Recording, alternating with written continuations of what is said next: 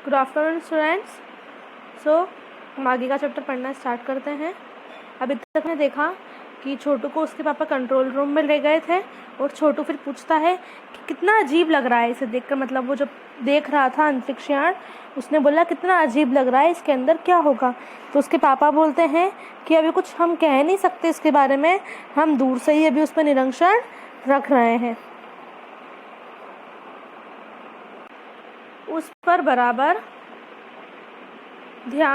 हमारा ध्यान है और उसके हर अंग पर हमारा नियंत्रण है।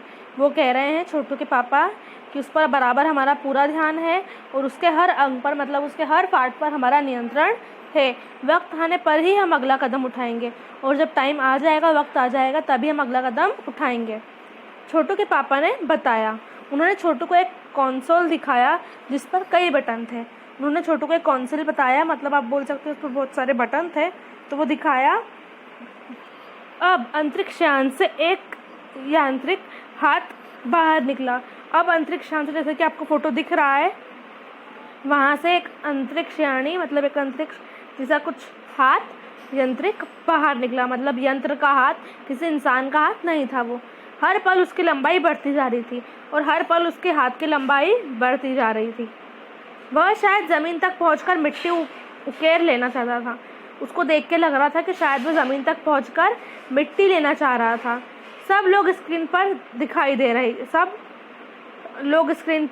दे रहे अंतरिक्षयान की इस हरकत को ध्यान से देख रहे थे। जितने भी लोग थे सभी इस हरकत को ध्यान से देख रहे थे, सिवाय एक के। उसका ध्यान कहीं और ही था। सिवाय एक के, मतलब एक जना था, उसका ध्यान कहीं और ही था। छोटू का सारा ध्यान था कंसोल पैनल पर। जो कंसोल पैनल था जिस पे बहुत सारे बटन थे, छोटू का ध्यान वही था। कंसोल का एक बटन दबाने की अपनी इच्छा को वह रोक नहीं पाया। उसमें से उसको एक बटन दबाने की बहुत इच्छा थी, उसको वो रोक नहीं पाया।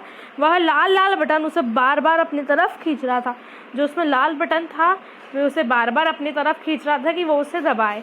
और सहसा खतरे की घंटी बजी और एक खतरे की घंटी बजी। सभी निगाहें कंसोल की तरफ मुड़ी। सबकी निगाहें, मतलब सबने कंसोल की तरफ देखा। पापा ने छोटू को अपनी तरफ खींचते हुए एक झापड़ रसीद कर दिया और लाल बटन को पूर्व स्थिति में ला रखा। छोटू को फटाफट उसके पापा ने खींचा और एक जोरदार उसको थप्पड़ मारा और लाल बटन को वापस पहली वाली स्थिति में रखा। मगर उस तरफ अब अंतरिक्षयान के उस यांत्रिक हाथ की हरकत सासा रुक गई और यंत्र बेकार हो गया था। मगर उस तरफ देखा कि जो अंतरिक्षयान है, उसके जो यांत्रिक हाथ है, उसका जो यंत्र का हाथ है, उसकी हरकत जो थी वो रुक गई एकदम और यंत्र बेकार हो गया। उधर पृथ्वी पर national aeronautics and space administration NASA द्वारा प्रस्तुत व्यक्तित्व ने सबका ध्यान अपनी तरफ आकर्षित कर लिया। फिर जब पृथ्वी पर जो national aeronautics and space administration जो था, उसने अपना सारा ध्यान आकर्षित कर लिया। मंगल की धरती पर उतरा हुआ अंतरिक्षयान किंग अपना निर्धारित कार्य कर रहा है। हालांकि किसी अज्ञात कारणवश अंतरिक्षयान का यांत्रिक हाथ बेकार हो गया है। तो उन्होंने बताया कि मंगल की धरती पर जो हमने अंतरिक्षयान उतारा है, वो अपना जो काम उसे दिया है वो तो कर रहा है, लेकिन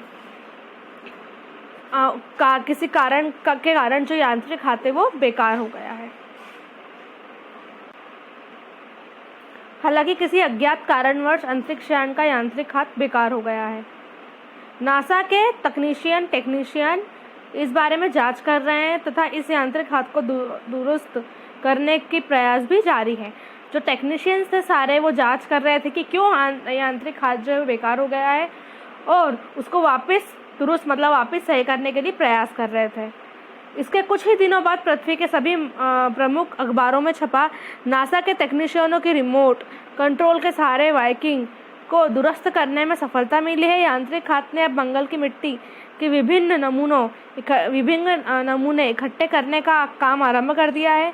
फिर कुछ ही दिनों बाद पृथ्वी के जो अखबार थे उस पर खबर छपी कि नासा के जो टेक्नीशियन है, उन्होंने रिमोट कंट्रोल से सारा जो सब था काम, उसको दुरुस्त कर दिया है। जो यांत्रिक हाथ था उसको सही कर दिया है और वो अपने जो मंगल की मिट्टी है उसके विभिन्न नमूने, मतलब मंगल की अलग अलग मिट्टी वो इकट्ठी कर रहा है। पृथ्वी के वैज्ञानिक मंगल की इस मिट्टी का अध्ययन करने के लिए बड़े उत्सुक थे।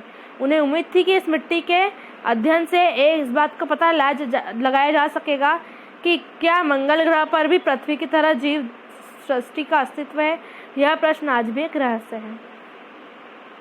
फिर पृथ्वी के वैज्ञानिक जो थे, उन्होंने मंगल की इस मिट्टी का बहुत अध्ययन किया और वह बहुत ज़्यादा उत्सुक थे कि हम इस मिट्टी का ध्यान रखें, और उन्हें उम्मीद थी कि इस मिट्टी के अध्ययन के बाद हम पता लगा लेंगे कि मंगल पे भी क्या कोई हमारे जैसे जीव रहते हैं। और आज भी यह एक प्रश्न ही है कि क्या वहाँ पे जीव रहते हैं सृष्टि की तरह। यह जो पाठ है लिखा है जयंत विष्णु नार्लिकर जी ने, और इसका मराठी में अनुवाद करा है, मतलब इसको मराठी में करा है रेखा देशपांडे ने। चलिए नेक्स्ट पार्ट में हम इसके क्वेश्चन आंसर डिस्कस करेंगे।